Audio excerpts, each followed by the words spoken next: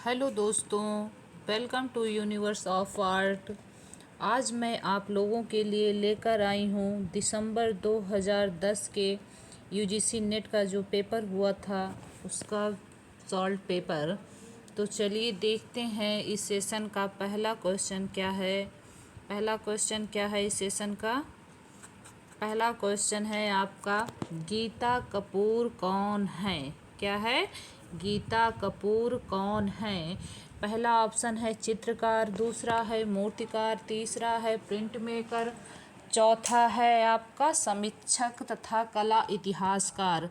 तो कौन सा इसमें सही होगा दोस्तों? कौन सा ऑप्शन सही होगा इसमें? ऑप्शन नंबर कौन सा ऑप्शन सही होगा? Option number D. कौन सा सही होगा? D, option number D. तो इसमें गीता कपूर कौन है? एक समीक्षक तथा कला इतिहासकार है। गीता कपूर का जन्म कब हुआ था दोस्तों? गीता कपूर का जन्म 1943 ईस्वी में हुआ था। कब हुआ था? 1943 ईस्वी में हुआ था। और ये एक भारत की जानी मानी कला इतिहासकार और कला समीक्षक भी मानी जाती हैं। इनके पति का नाम आप जानते हैं? ये बहुत प्रसिद्ध कलाकार हैं विवान सुंदरम। कौन है? विवान सुंदरम। विवान सुंदरम कौन थे? एक चित्रकार थे। कौन थे? चित्रकार थे। अमृता शेरगिल कौन थी? इनकी मौसी थी। कौन थी? मौसी थी। अमृता शेरगिल जो थी वो विवान सुंदरम की मौसी थी। और विवान सुंदरम की पत्नी कौन है? गीता कपूर हैं। Vivan Sundaram engine oil painting के लिए प्रसिद्ध जाने माने कलाकार माने जाते हैं। गीता कपूर को वहीं में 2009 ईस्वी में गीता कपूर को क्या मिला था? पद्मश्री का पुरस्कार मिला था। 2009 ईस्वी में गीता कपूर को पद्मश्री का पुरस्कार मिला था। चलिए देखते हैं नेक्स्ट क्वेश्चन कौन सा है हमारा। नेक्स्ट क्वेश्चन है, अफ्रीका की जनजातीय कला से कौन प्रभावित हुआ था? अफ्रीका की जनजातीय कला से कौन प्रभावित हुआ था? पहला है वान गॉग है, दूसरा है गोया है, तीसरा है, यहाँ पे होना चाहिए था सेंजा। ये वर्ड मिस्टेक हो गया है, यहाँ पे होना चाहिए था सेंजा यानी कि सेजान। तो इसमें कौन सा है? कौन से प्रभावित है? अफ्रीका की जनजातीय कला से कौन प्रभावित हुआ था? पहला है वान गॉग, दूसरा है गोया, तीसरा है सेजा, चौथा है रैफेल। तो इसमें कौन सा सही करेंगे? अफ्रीका की जनजातीय कला से कौन प्रभावित थे? गोया थे। कौन थे? गोगा थे। यानी कि कौन थे आपके? पॉल गॉगिन इन्हीं को कहा जाता है। क्या कहा जाता है इन्हीं को? पॉल गॉगिन भी कहा जाता है। पॉल गॉगिन कहा जाता है। और ये इनकी कला जो थी वो ताहितियन कला से बहुत प्रभावित हुए थे। ताहितियन कला से ये बहुत प्रभावित कलाकार थे। पॉल गॉगिन कौन है? पॉल गॉगिन जो है वो ताहितियन कला से बहुत ही प्रभावित कलाकार हैं। ये यहाँ पे भी वर्ड मिस्टेक हो गया है, यहाँ पे होना चाहिए था गोंगा। क्या होना चाहिए था दोस्तों? यहाँ पे होना चाहिए था आपका गोंगा, जिसे कहते हैं पॉल गॉगिन। जिसे कहते हैं पॉल गॉगिन। यहाँ पे गोंगा होना चाहिए या फिर गोंगवा भी कहते हैं इन्हें। गोंगवा भी कहते हैं इन्हें। ये किस वाद के चित्रकार थे? ये उत्तर प्रभाववादी चित्रकार थे। कौन थे? उत्तर प्रभाववादी चित्रकार थे। कौन थे ये? उत्तर प्रभाववादी चित्रकार थे। और ये अफ्रीकी जनजातीय कला से बहुत प्रभावित थे। कौन सी? ताहितियन कला से बहुत प्रभावित थे। वहीं पे आप आधुनिक समकालीन में देखिए तो इनसे ताहितियन कला से कौन प्रभावित थी दोस्तों? तो वो थी अमृता शेरगिल, यानी जिन्हें दुखी आँखों का यानी नम आँखों की चितेरी भी कहा जाता है। वो कौन थी? अमृता शेरगिल। अमृता शेरगिल किससे प्रभावित थी? ताहितियन कला से। और वेस्टर्न में कौन था आपका? गोंगवा थे, यानी कि गोंगवा थे। पॉल गॉगिन थे। उनका जन्म कब हुआ था? पॉल गॉगिन का जन्म कब हुआ था दोस्तों? 7 जून 1848 ईस्वी। 7 जून 1848 से 1903 ईस्वी। 1848 से 1903 ईस्वी। चलिए देखते हैं नेक्स्ट क्वेश्चन दोस्तों। नेक्स्ट क्वेश्चन कौन सा है हमारा? ये वान गॉग जो हैं, विंसेंट वान गॉग जिन्हें कहा जाता है, गोया हैं, गोगा हैं, गोया, उसके बाद गोगा हैं, ये सब आपके उत्तर प्रभाववादी चित्रकार हैं, उत्तर प्रभाववादी चित्रकार हैं। रैफेल जो हैं आपके हाई रेनेसां के चित्रकार हैं।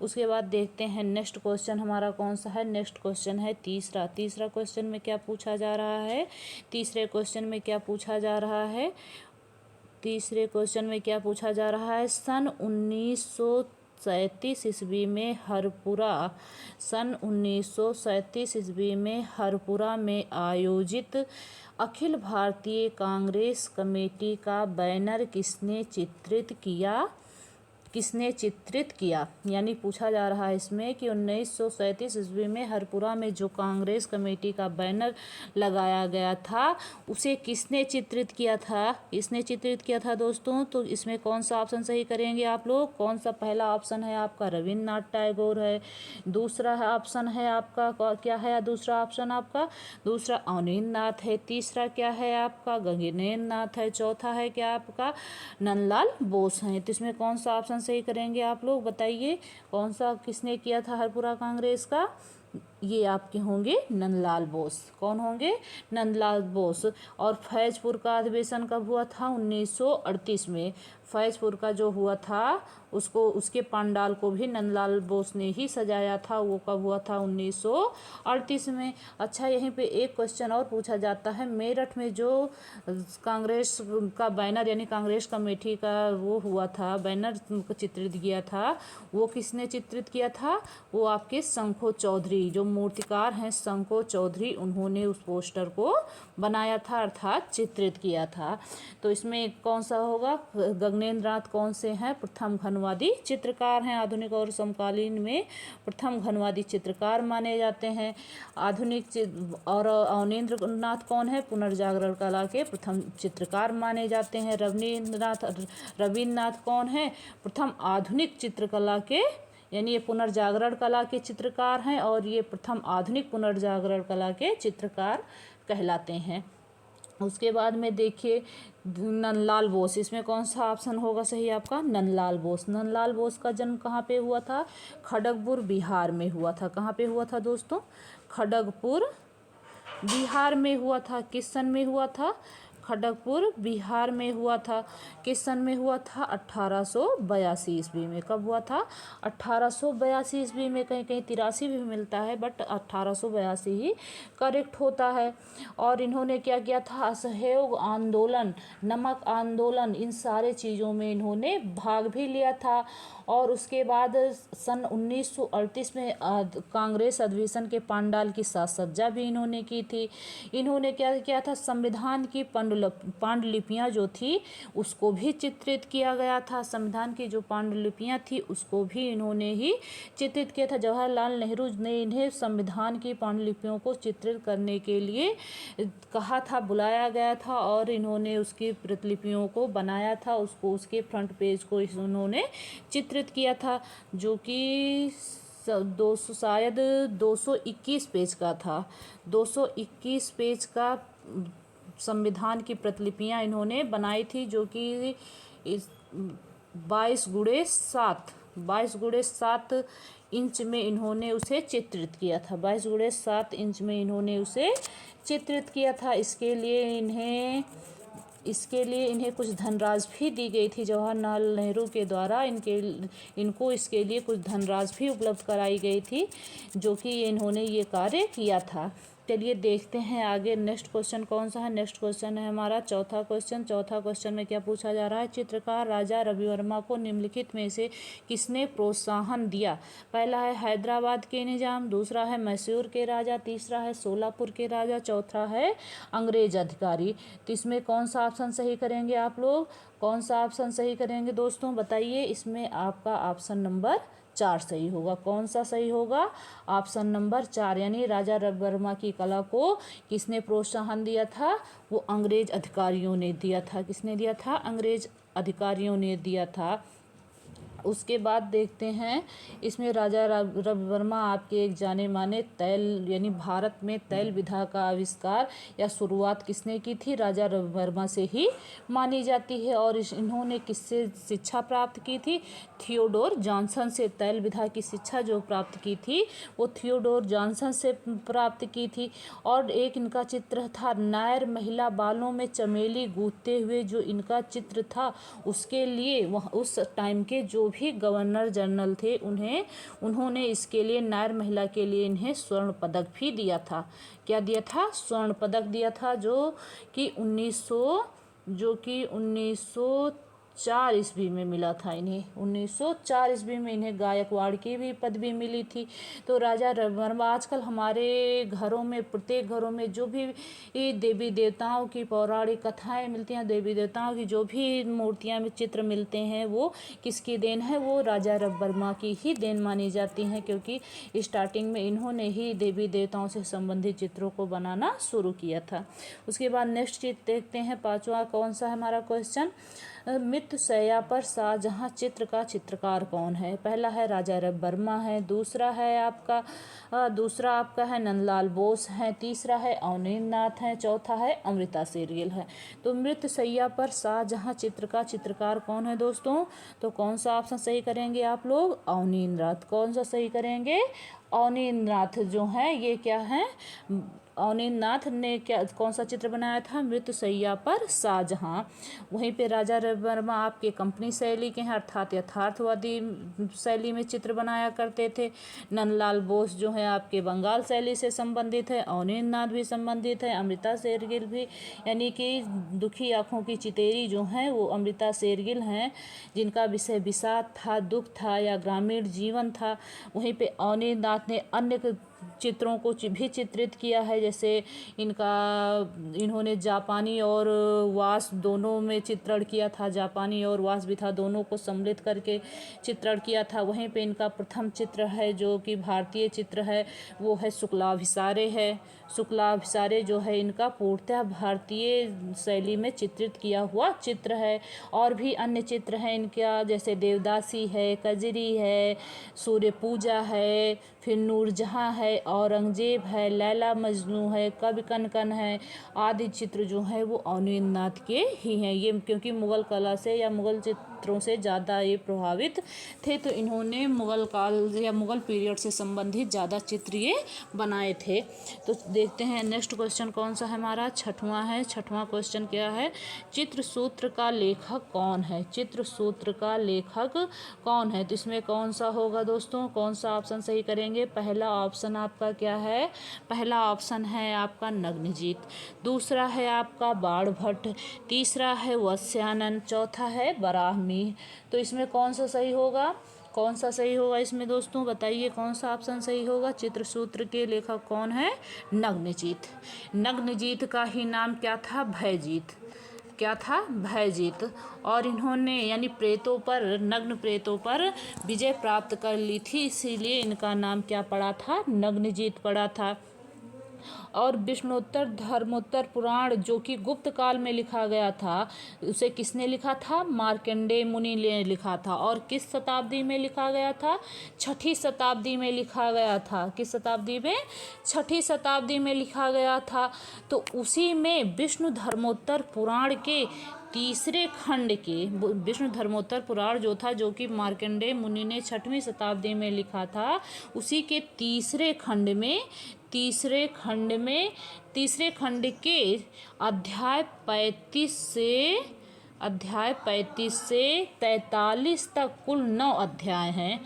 यानी कि 35 से 43 तक कुल कितने अध्याय हैं? 9 हैं। उन्हीं 9 अध्याय में चित्रसूत्र का भी प्रकरण आता है। यानी 35 से 43 तक जो अध्याय हैं उसी में चित्रसूत्र का वर्णन किया गया है। और चित्रसूत्र का सर्वप्रथम अंग्रेजी भाषा में वर्णन किसने किया था? स्ट्रेला क्रैमनिस ने किया था। किसने किया था? स्ट्रेला क्रैमनिस ने किया था। सूत्र का सबसे पहले अंग्रेजी में अनुवाद किसने किया था? स्ट्रेला क्रैमनिस ने किया था। तत्पश्चात किसने किया था? आनंद कुमार स्वामी ने किया था। वहीं चित्रसूत्र में क्या बताया गया है? 9 रस बताए गए हैं आपके। कितने रस? 9 रस बताए गए हैं और 5 प्रकार के मुख्य रंग बताए गए हैं, यानी 4 प्रकार के चित्र बताए गए हैं। क्या बताए गए हैं? 4 प्रकार के चित्र बताए गए हैं, 5 प्रकार के मुख्य रंग बताए गए हैं, 5 प्रकार के मुख्य रंग बताए गए हैं। तो ये सारी चीज़ें आपके कहाँ पे वर्णित हैं? ये सारी चीज़ें आपके चित्र सूत्र में वर्णित हैं। चलिए दोस्तों देखते हैं नेक्स्ट क्वेश्चन कौन सा है। नेक्स्ट क्वेश्चन है आपका 7वां नंबर। 7वां नंबर में क्या पूछा जा रहा है? भारतीय प्रतीक स्वास्तिक किससे विकसित हुआ? भारतीय प्रतीक स्वास्तिक किससे विकसित हुआ?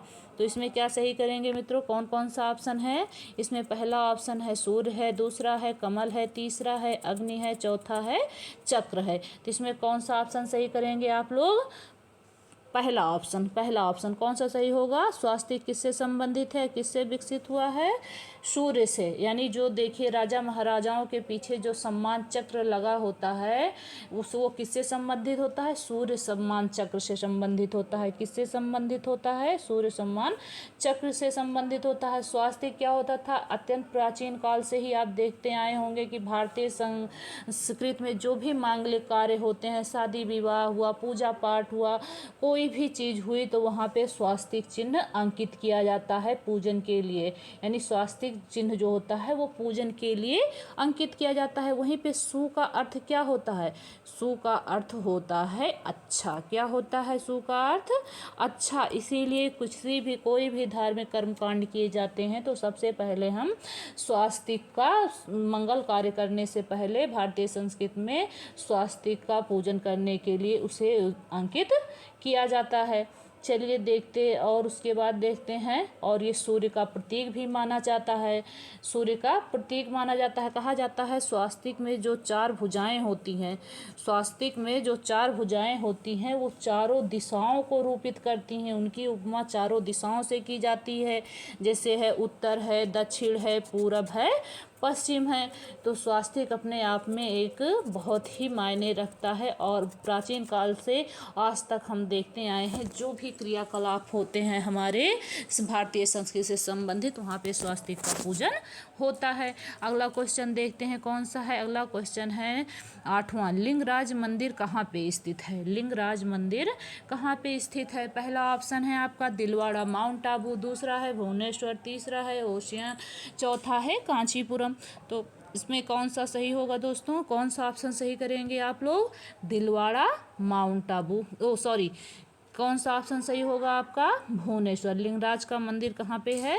भुवनेश्वर में है। भुवनेश्वर में है लिंगराज का मंदिर।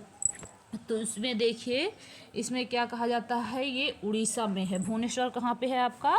उड़ीसा में है। और यह इस शहर के प्राचीन मंदिरों में एक माना जाता है। यानी इस शहर का सबसे प्राचीन मंदिर जो है वो भुवनेश्वर है। कौन सा है? भुवनेश्वर है। और यह मंदिर किसको समर्पित है दोस्तों? ये भगवान शिव को समर्पित है। किसको समर्पित है? भगवान शिव को समर्पित है। और ये कब बना हुआ था? 1090 से 1104 तक। 1090 से 1104 ईस्वी तक बना था। इसका निर्माण किसने कराया था? इसका निर्माण किसने कराया था? ययाति केसरी ने। किसने कराया था? ययाति केसरी वंश के जो शासक थे ययाति केसरी ने इसका निर्माण कराया था। कांचीपुरम में आपका तमिलनाडु का मंदिर है। कांचीपुरम में आपका महाबलीपुरम का मंदिर है।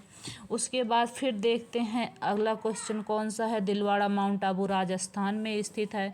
उसके बाद देखते हैं नेक्स्ट क्वेश्चन हमारा कौन सा है। नेक्स्ट क्वेश्चन है आधुनिक यूरोपीय कला में प्रथम चलित मूर्ति का शिल्प का सृजन किसने किया?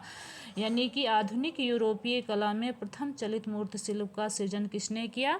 पहला ऑप्शन है आपका अलेक्जेंडर काल्डर हैं, दूसरा है मेलोल हैं, तीसरा है डेविड स्मिथ हैं, चौथा है बारबरा हेपवर्थ हैं। तो इसमें कौन सा आपका सही होगा? कौन सा ऑप्शन सही करेंगे दोस्तों? इसमें चलित मूर्तियाँ यानी प्रथम चलित मूर्ति शिल्प, ऐसी मूर्तियों को बनाना जो कि सामान्यतः चलती हुई भी प्रतीत होती हैं, यानी वो हमेशा चलायमान रहती हैं। तो ये अलेक्जेंडर काल्डर ने बनाया था। किसने बनाया था? Alexander Calder. वहीं पे आप आधुनिक और समकालीन में देखेंगे तो चलित मूर्तियों के शिल्प के लिए कौन प्रसिद्ध है? आपके अंकित पटेल। कौन है प्रसिद्ध? अंकित पटेल। कौन है दोस्तों? 1 मिनट। आपके आधुनिक और समकालीन में कौन फेमस है चलायमान मूर्तियों के लिए? अंकित पटेल। कौन है? अंकित पटेल प्रसिद्ध हैं। कौन है दोस्तों? अंकित पटेल फेमस है। कौन है? अंकित पटेल। और पाश्चात्य में या फिर आधुनिक यूरोपीय में देखेंगे आप लोग, भारतीय में तो अंकित पटेल हैं और आधुनिक यूरोपीय में अलेक्जेंडर कार्ल्टन है, जो कि चलायमान मूर्तियों के सृजन के लिए फेमस हैं। उस नाम गाबो का नाम भी आपने सुना होगा। नाम गाबो भी हैं जो हैं वो पाश्चात्य में चलित मूर्तियों के लिए वो भी प्रसिद्ध एक मूर्तिकार माने जाते हैं। उसके बाद देखिए फिर नेक्स्ट बारबरा हेपवर्थ जो हैं वो आपके एक अमेरिकी मूर्तिकार हैं। बारबरा हेपवर्थ भी आपके क्या हैं? एक अमेरिकी मूर्तिकार हैं। उसके बाद फिर देखते हैं नेक्स्ट क्वेश्चन। 10वां क्वेश्चन कौन सा है हमारा? 10वां क्वेश्चन है चंडीगढ़ का वास्तुकार कौन है या कौन था? चंडीगढ़ का वास्तुकार कौन था? पहला ऑप्शन है आपका चार्ल्स कोरिया है, दूसरा है ली कार्बूजियर है, तीसरा है फिलिप जॉनसन है, चौथा है सतीश गुजराल हैं। तो चंडीगढ़ के वास्तुकार कौन थे? वास्तुकार कौन है दोस्तों? तो चार्ल्स कोरिया है। कौन से हैं? सॉरी चंडीगढ़ के वास्तुकार कौन है? ली कार्बूजियर हैं। कौन है? ली कार्बूजियर हैं। चार्ल्स कोरिया आपके कहाँ के हैं? जयपुर के। जयपुर के कहाँ के हैं? जयपुर के। और भारत भवन भोपाल के। भारत भवन भोपाल के चार्ल्स कोरिया जो हैं वो भारत भवन भोपाल के हैं और जयपुर के वास्तुकार हैं। और ली कार्बूजियर जो हैं वो आपके कहाँ के हैं? चंडीगढ़ के वास्तुकार हैं। चंडीगढ़ कहाँ है भाई? पंजाब और हरियाणा की राजधानी है। यानी चंडीगढ़ जो है एक केंद्र शासित प्रदेश है और पंजाब और हरियाणा की राजधानी भी है। सबसे पहले वास्तु स्थापत्य के लिए यह शहर जो था वो प्रसिद्ध था, यानी आधुनिक भारत का प्रथम योजनाबद्ध शहर माना जाता है। प्रथम योजनाबद्ध शहर माना जाता है जिसके वास्तुकार कौन है? कार्बूजियर हैं। ली कार्बूजियर हैं। जिस शहर की स्थापना किसने की थी? नेकचंद। किसने की थी? नेकचंद शैली थे। उसके बाद में आपका देखते हैं, चलिए ये चार्ल्स कार्बूजियर कौन थे? ये भी एक वास्तुकार थे जिन्होंने जयपुर और भारत भवन भोपाल का वास्तु वो बनाया था, डिजाइन बनाया था। और सतीश गुजराल आपके जो हैं वो भी एक म्यूरलिस्ट कलाकार हैं, अर्थात म्यूरल बनाते थे। ये भी एक वास्तुकार के रूप में ही प्रसिद्ध हैं। तो चलिए दोस्तों हमारा ये सेशन कंप्लीट होता है। तो जो भी आपके रिव्यू होंगे वो कमेंट बॉक्स में लिखिएगा, जिससे कि हम आगे इम्प्रूव कर सकें और आपको बेहतर कंटेंट उपलब्ध करा सकें। तो चलिए थैंक यू एवरीवन। मेरे अगर ये सेशन आपको अच्छा लगा हो तो please like share and subscribe करिए। Thank you all of you.